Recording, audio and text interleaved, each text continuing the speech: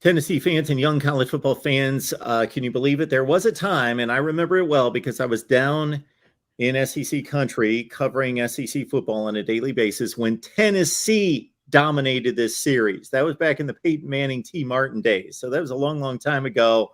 Maybe we're on the verge of maybe. Who knows? All right, Alabama's coming to town. Huge matchup coming off the LSU win. We got Charlie Burris on the line. Always enjoy talking to Charlie. You can catch him on Big Orange Podcast. Charlie, how's it going? Great. Good to be back. Yeah, I always say of the Tennessee-Alabama matchup, but like when I was a kid, we always kicked their butt. It started in 95, and it really didn't stop till 2006.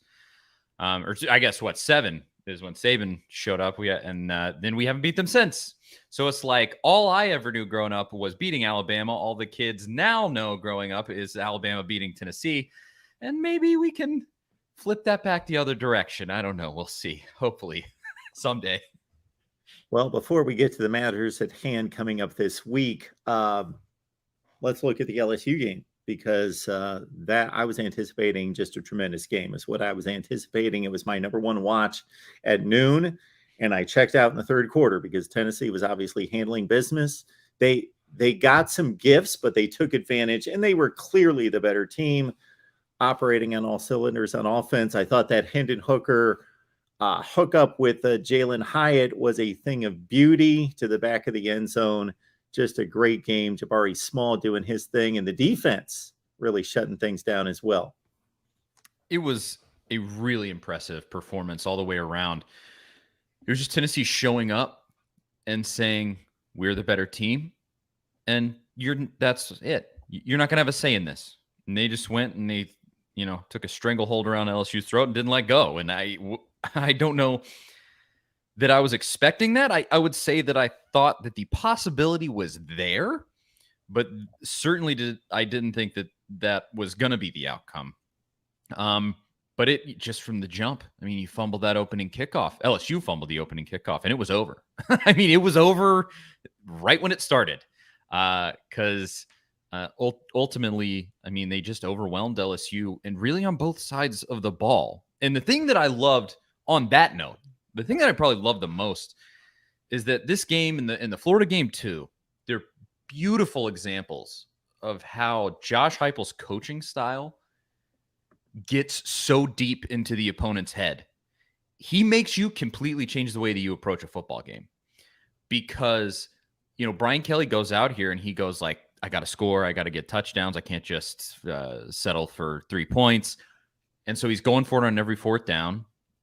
And Tennessee, the defense really steps up. The run defense for Tennessee right now is, it's a brick wall. They held LSU absolutely in check.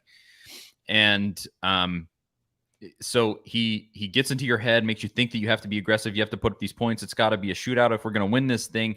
And then you go out and you make mistakes. And you go out and Tennessee gets a stop on fourth down and they turn right around and they score a touchdown on you after they get that stop.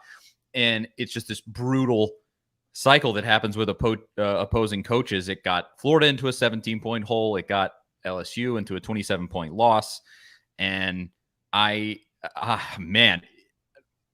Heupel came in and I really, was kind of concerned, like, oh, this is gimmicky. I don't know about this offense. It worked in the American Conference, but this is SEC football. This is big boy football right here.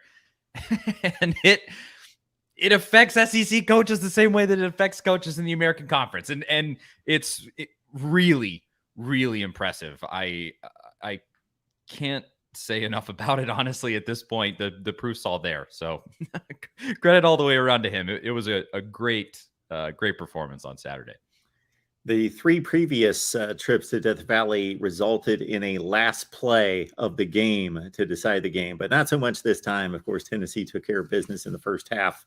And to underline your point about it affecting opposing coaches, Brian Kelly goes for it 4th and 10 at the 45. I'm like, what are you doing? 4th and 10. That's like a 10 or 15% chance of conversion. No, you hand it back over to Tennessee and Hendon Hooker. Boom, he hits the big shot to Brew McCoy. It's an easy 3. There you go. That is it. Just the way that it works in Tennessee's favor. And then they it seems like right now, just with Hendon Hooker and the way that he's playing, they almost don't have a hard time smacking you right in the mouth after you make those mistakes. That's been the signature of the season so far, is that when you give them the chances, they capitalize. I believe so far Tennessee is 28 of 28 on red zone trips. Something like that. Like it's 100% conversion rate. Obviously, that's number one in America at the moment. It can't get better. And then it was something like 12 of 16 fourth down conversions. And they had a really great one in this game against LSU where they sort of ran this odd shovel pass thing that worked perfectly. It's crazy right now. Just seeing this as a longtime Tennessee fan, somebody that covered the team for years. You just look back at the history of everything that happened. And Tennessee in the past has had so many teams where they had really great talent, like the 2015, 2016 teams were loaded and wasted on terrible coaching. And now you look at what Heupel is doing, you go like, what could this dude do with a real roster? Think about what he could have done with that team in 2016 with Josh Dobbs, Alvin Kamara, all these dudes. Because you're watching now and you go, this team is winning because of the coaching. Where back then you were saying, oh, they're winning despite the coaching. And that just speaks volumes about what Heupel is doing and who he is. It's really impressive.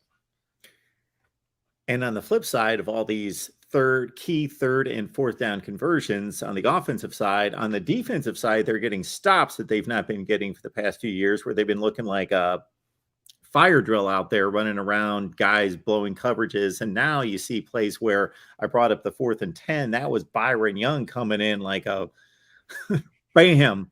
Off a blitz when the LSU offensive line was directed toward the right side because that's where the blitz was coming. Then he just manhandles his guy and gets a big sack. There was a Joseph sack that was huge on a key third or fourth down situation. There was another third or fourth down where Josh Booty caught the ball on a crossing route where normally, again, Tennessee defense the last few years lets him get the first down, but the two defenders are right there to make the tackle before he can reach the sticks. It was just impressive on that side of the ball as well. It all goes to the coaching again and the player development that we've seen. It's not just on the offensive side of the ball.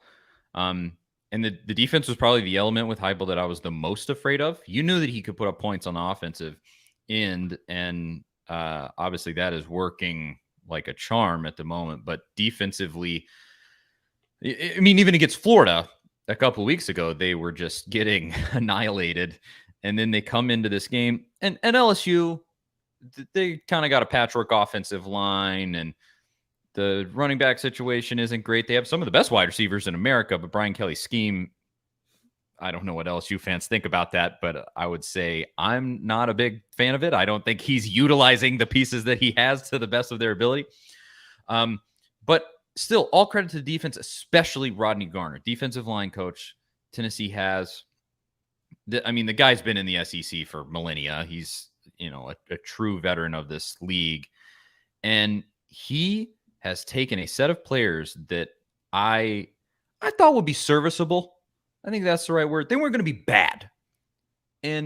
But the plays that they made on Saturday were above any expectation that I had of them. And they held Florida's run game in check. And their run game with Etienne, it can be good. Held them very well in check. Held Daniels and LSU's run game in check. And then in the past game, the secondary is a different discussion, but the secondary stepped up in every way that they needed to. I mean, holding LSU to 13 points, yeah, LSU's offense is not good. It's just not. But still, holding any team to 13 points in SEC football is a really impressive performance. So just credit all the way around. I mean, honestly, this is a game that I never thought I would lay eyes on, and at least not in any close time frame with any Tennessee coach. And so everybody deserves a big old pat on the back after this one. And the last 6 points didn't even really matter. So they only gave up 7 meaningful points against LSU on the road in Death Valley. And the team still has athletes. For as much of a mess as they are, it's still an LSU roster. So it's pretty impressive performance there.